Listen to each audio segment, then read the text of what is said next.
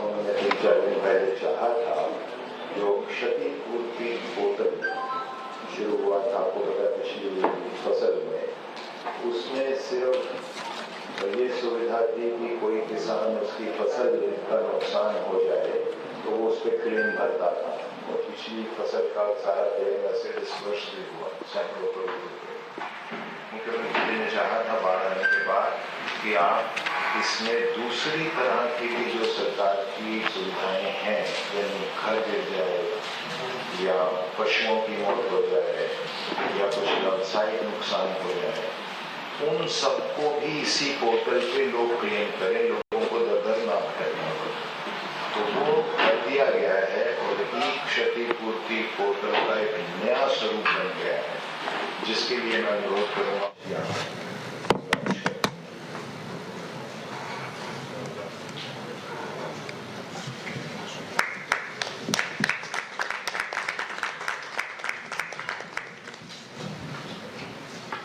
धन्यवाद सर।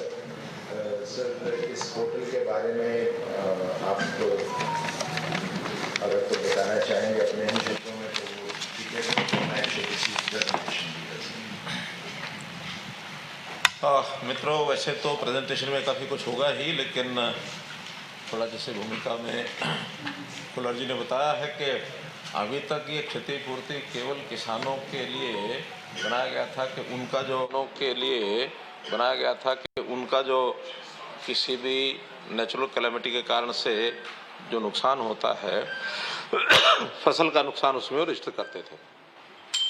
बाद में ध्यान में आया कि आखिर फसल के अलावा भी नगरों में कुछ व्यावसायिक प्रतिष्ठान हैं, कोई उनके औद्योगिक प्रतिष्ठान हैं, कोई मकानों में भी इस प्रकार का नुकसान होता है।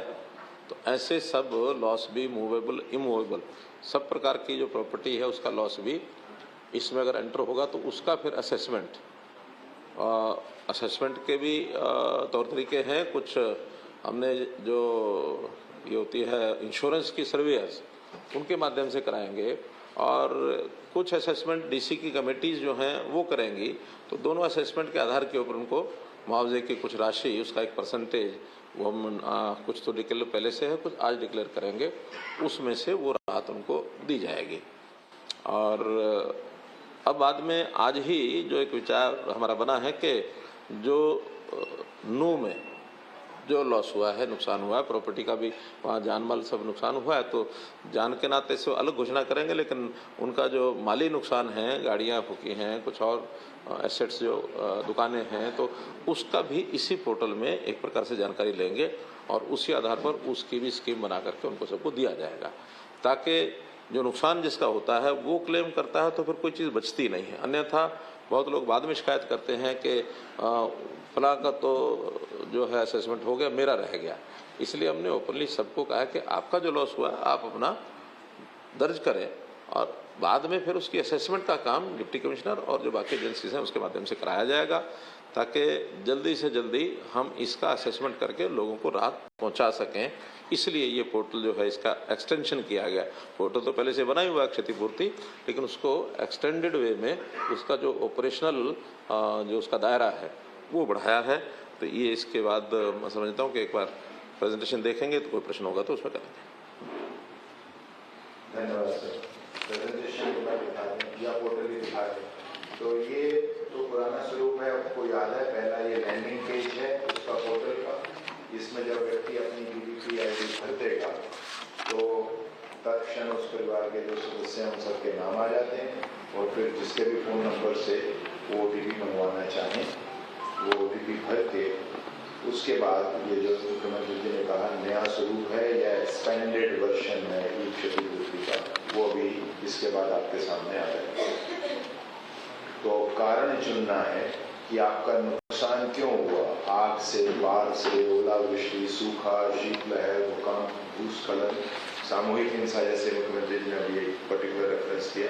तो कोई भी कारण चुन ले, मान लीजिए बाढ़ ही चुन लिया, तो क्षति का प्रकार बताएं कि आप पशु या पक्षी की मृत्यु या आवास की हानि या फसल खराब है या व्यवसायिक हानि। तो जो भी आप चुन लें, मान लीजिए पशु पक्षी की मृत्यु चुन लिया, तो फिर इसमें आपने भरना है कि किस प्रकार के पशु की मृत्यु हुई है, क्योंकि सबके लिए कॉम्पेंसेशन नॉर्म्स अलग अलग हैं।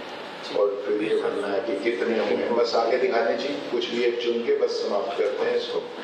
ये किस डेट को हानि हुई, फोटो अगर है तो फोटो अपलोड करेगा और ये कहेगा कि मैं सत्यापित करता हूँ कि मेरे द्वारा भरी गई जानकारी सही है।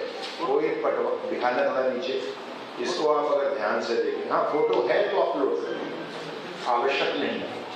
अब आप ये देखिए, जैसे ही ये सत्यापित कर दिया कि ये जानकारी सही है, व्यक्ति का काम खत्म, ना पटवारी ढूंढना, ना कानून को ढूंढना, ना डीसी को ढूंढना। जैसे सीएम साहब ने कहा, जो असेसमेंट कमेटियां बनी, एनिमल हस्बेंड्री कौन, वो सब कंप्यूटर अपने आप पोर्टल पे जाएगा, सबके पासवर्ड है, वो क्लेम को उनको मैसेज आएगा, एक क्लेम आ गया, तो उसको देख के वेरीफाई करना, भरना, और फिर जैसे सर ने कहा जो कुछ नए आंकड़े दिए, जैसे अभी व्यावसायिक हानि का आपको भी नहीं मालूम है, तो वो भी मुख्यमंत्री जी नए सिरे से वो हरियाणा सरकार के राज्य के पैसे से, जो स्टेट डिजास्टर रिलीफ फंड के नॉर्म्स हैं, वो सिर्फ रूरल एरियाज के लिए और एक कैप है, लेकिन उसको बढ़ा के अर्बन एरियाज को भी लागू करेंगे, स्टेट के बजट से करेंगे, वो मुख्यमंत्री जी बताएंगे। धन्यवाद।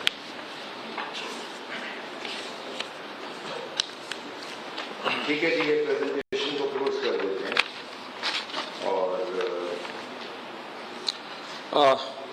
मित्रों, जैसा ये क्षतिपूर्ति का विषय है, पहला जैसे मैंने बताया, किसानों वाले से हम शुरू करते हैं। तो जो हमने पोर्टल जिस दिन शुरू किया था, उस दिन, क्योंकि उस दिन से वो भरने लग गए थे, तो 1 महीने का समय उस समय दिया गया था। तो वो 18 अगस्त तक अपनी जो भी क्लेम हैं, किसान की जो फसल खराब हुई बाढ़ के कारण से, वो उसमें भर पाएंगे और उसके बाद फिर उसका असेसमेंट करके उनको पैसा दिया जाएगा। जो बाकी सब है, वैसे तो 3 दिन से 4 दिन से इसकी जानकारी हमने लोगों को दे दी थी, तो बहुत से क्लेम इसमें बिना लॉन्च किए भी भरे जा चुके हैं, लेकिन आज इसको विधिवत लॉन्च कर रहे हैं। और इसमें कोई समय हमने रखना है कोई, तो जो वो वाला है सर, फसल वाला, वो तो आपने 18 अगस्त के कर लिए बोला, दिया। हाँ, तो वही समय रहने देते हैं। हाँ ठीक है, तो 18 में भी आज अभी समय पर्याप्त है। और मैं समझता हूँ कि जो इस समय तक घटनाक्रम है, उसके लॉस की जानकारी सबको अपनी है ही, और वो इसमें 18 अगस्त ही इसके डेट हम रखते हैं, ताकि आज 2 तारीख है तो 16 दिन का समय और मिल जाएगा। फिर इसके बाद उनका सबका आकलन करके उनको दे दिया जाएगा। इसके बाद जो हमने इसकी हर्जाने की राशि तय की है, उसकी एक परसेंटेज जो हमने आपके माध्यम से लोगों को जो बतानी है, उसमें 2 प्रकार का है। तो मूवेबल प्रॉपर्टी है, इमूवेबल प्रॉपर्टी है। मूवेबल प्रॉपर्टी यानी मकान यानी बिल्डिंग को छोड़ करके बाकी लगभग सारी इमूवेबल रहती है, मूवेबल रहती है। मकान है वो इमूवेबल है। तो मूवेबल प्रॉपर्टी का जहाँ तक विषय है, उसमें यदि 5 लाख रुपए तक किसी का लॉस है, असेस्ड लॉस, उसका 80% अर्थात 4 लाख रुपया तक उनको दिया जाएगा। जितना लॉस होगा उसका 80%। 5 से 10 लाख तक 70%, 10 लाख से 20 लाख तक 60%, 20 लाख से 50 लाख तक 40%, जो एडिशनल है उसका ये जाता जाएगा। और 50 लाख से 1 करोड़ रुपए तक 30%, 1 करोड़ से 1.5 करोड़ रुपए तक 20%, और ये सब मान लो 1.5 करोड़ तक भी हो जाता है, इससे ऊपर भी होता है, तो एक अपर कैप लगाइए कि टोटल 50 लाख तक, और ये कंपनसेशन जो है इस लॉस का मिलेगा। इससे ऊपर मैं मान के चलता हूँ जो इससे बड़े जो भी लोग होते हैं, सामान्यतया सब लोग अपना इंश्योरेंस कराते हैं। ये तो उस इवेंचुअलिटी में है जिसने इंश्योरेंस ही नहीं कराया है, ताकि ऐसे। All right, that was Haryana Chief Minister briefing the media, and he has said that he will compensate for the losses that have happened, and that the situation is being assessed and monitored very closely. The government is ready to provide relief.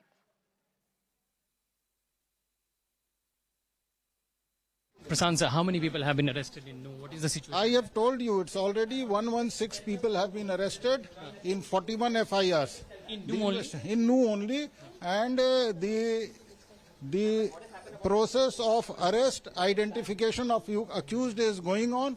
We will not spare anybody. All accused, all persons who are involved in this crime will be arrested and taken to a logical conclusion. देखिए, बहुत ही ये sad incidents हैं जो हुए हैं हमारी neighbouring state में, और हम उसके ऊपर पैनी नज़र रखे हुए हैं और हम इंश्योर कर रहे हैं कि दिल्ली में कोई भी जो संवेदनशील इलाके हैं, गया उसमें दीवार गिर गई, उसमें टोटल भी गिर गई, तो भी मैक्सिमम 25 लाख रुपए तक का उसका लॉस ये हमने इसमें कवर किया है।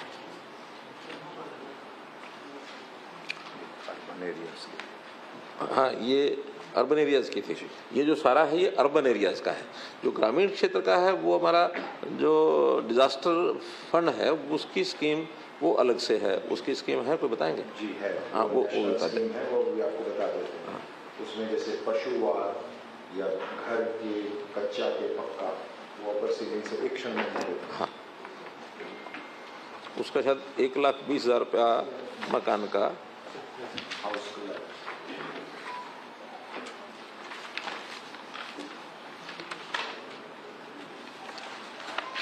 लेकिन उसमें भी जो है मुझे लगता है थोड़ा राशि कम है और हम उसको रिवाइज करेंगे, रिवाइज करके आपको बताएंगे। ग्रामीण क्षेत्र वाला जो है उसकी राशि आपको बताएंगे जो पहले से तय है। जी।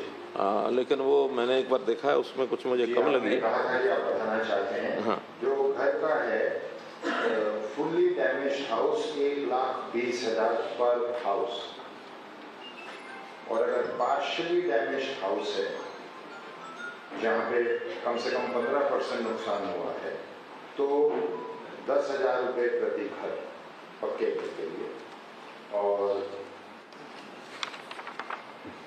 झोपड़ी के केस में 8,000 रुपये प्रति हट प्रति झोपड़ी, और कैटल शेड 3,000 प्रति शेड। इसका विचार करेंगे, दोबारा से इसकी घोषणा हम करेंगे। हाँ, ये कई साल पुराना है उस पर। हाँ, 18 का शायद, कब का है? ये बाढ़ आने से पहले जो हमारा इस साल का रिवीजन भारत सरकार ने किया था वो। जी। लेकिन एक बात ये है कि जो भारत सरकार के कंपनसेशन नॉर्म्स होते हैं, अगर आप फसलों में देखेंगे तो उससे कहीं ज़्यादा हम देते हैं अपने पैसे से। तो मुख्यमंत्री जी कह रहे हैं कि इससे भी ऊपर स्टेट बजट से ही है।